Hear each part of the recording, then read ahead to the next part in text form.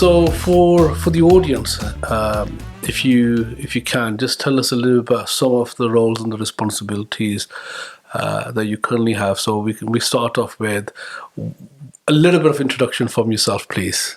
Okay, so I am National Programme Manager for Apprenticeships at NHS England. That was formerly Health Education England.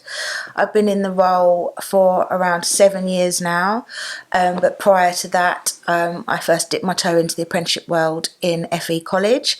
I have to give a shout out to Omar Khan. He basically had been my manager at Video Arts, a management training company. We'd been there for a long time. I got made redundant on maternity leave, but that's a different story. And he sent me an email and he was like, come and work for me. I'm at Lewisham College and, you know, it's about apprenticeships. And I didn't have a clue what apprenticeships were. I didn't know, you know, about modern apprenticeships. I'd heard of MVQs.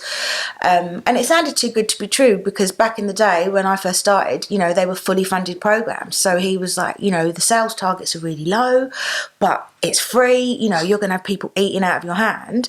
And that was my first kind of dip into the world of apprenticeships, but I absolutely loved it. And it was, you know, from the very start about bettering people and helping people progress in their careers. Even though I worked for Lewisham College, I managed to tie up all of the schools in Barking and Dagenham, which is where I live, in terms of the teaching assistant apprenticeship. And again, you know, I just basically got a mailing list, contacted them all, had meetings, and they were like, this is too good to be true. We can get our employees a qualification, upskill them in maths and English if we need to, and it can be fully funded. So, you know, it was a game changer. From there, Lewisham merged with Southwark College. And unfortunately, we got a very poor Ofsted, which had a real impact in terms of our business, which was a shame because we were on the cusp of doing some really great things with some really big employers.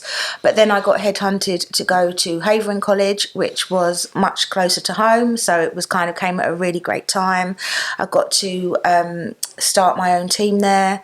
And again, I increased their apprenticeship income from 400% to 400% in the first year.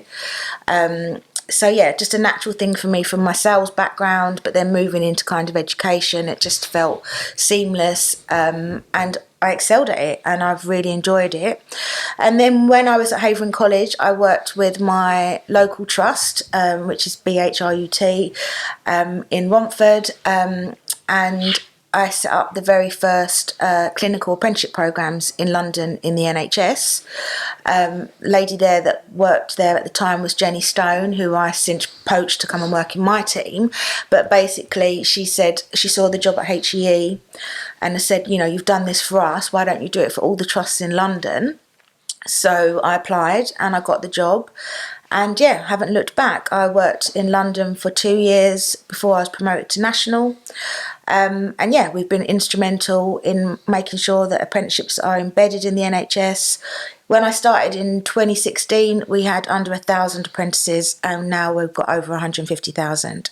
And that's from level 2 all the way up to level 7. And, you know, the best part of the job is when I actually get to meet the apprentices and see the life-changing things that are happening to them through these opportunities. Canny Conversation Podcast Series 5 by Safaraz Ali.